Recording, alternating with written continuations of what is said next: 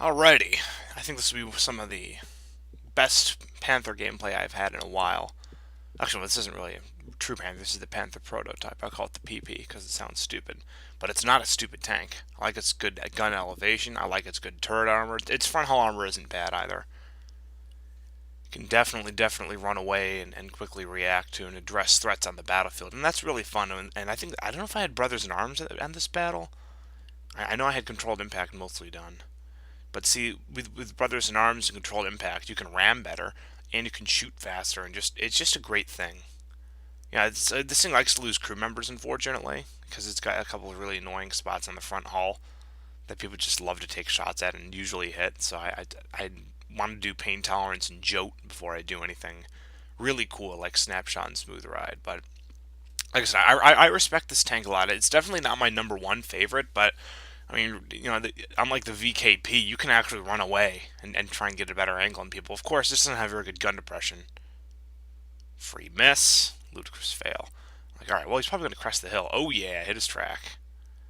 Put one more shot into him before I... Okay, yeah, there we go. Okay. I don't know what's hitting me. It's probably like an E8 or something really fucking annoying like that. He's starting to bounce because I'm angling a little bit, but... Rate of fire suggests E8 or something like that. I'm just checking to see where he was hitting me. Yeah, it's probably an E8. As you'll see, though, my team in this round is actually quite good. I mean, I respect them a good deal. They're not terrible. Oh, free miss. Can I hit him underneath the train car? Maybe. Was that a martyr? I can't even tell. As you'll see, though, the fact that it's even though enemies can get to the hill faster, if you're smart, you can push them off of it. You don't want to be too aggressive because you'll get shot from enemies on the right side. Sorry about that.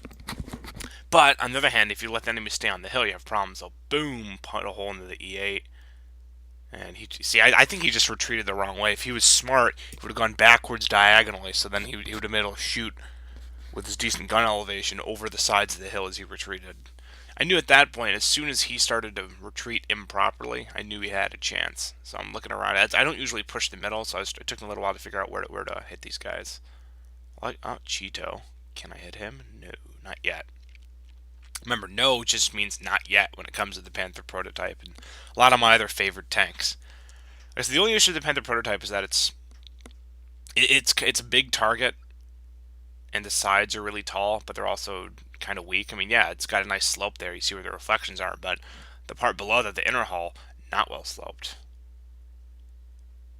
Ludicrous fail.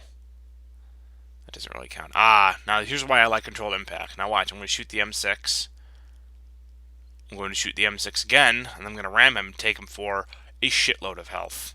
And shoot him again. Now, but this point he's thinking, oh shit, oh shit, oh shit. Dead. Alright.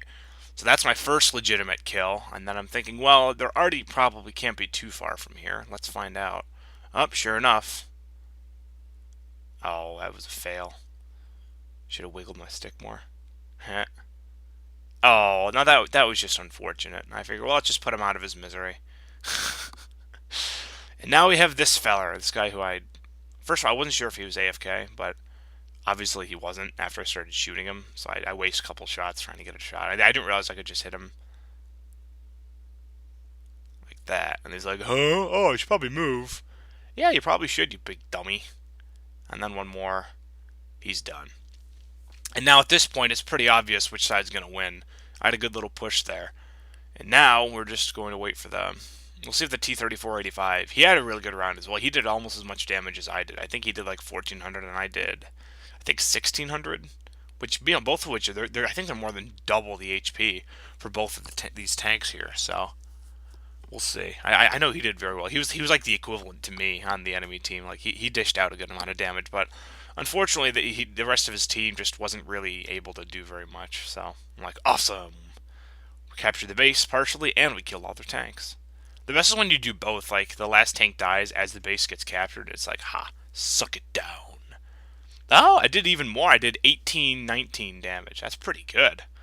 Yeah, that's definitely more than double my tank's health. And as you can see, life is good.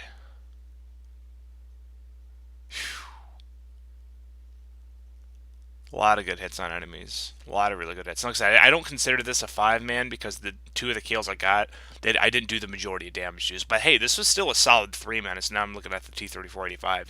He did very well. Again, that's more than double his tank's health, if I recall. Because I think the 3485 gets 650, which isn't very much. But as you can see, the Panther prototype is a cool tank.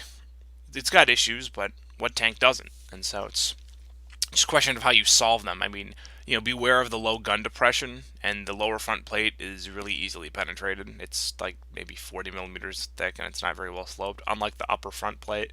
So you just have to be careful. I mean, it's as you will later see, I do some amazing things with this tank, and just because of that and how it's not as consistent as other tanks, but it's still really, really fun, and it's good for my playstyle at least. And that's really all I can ask for.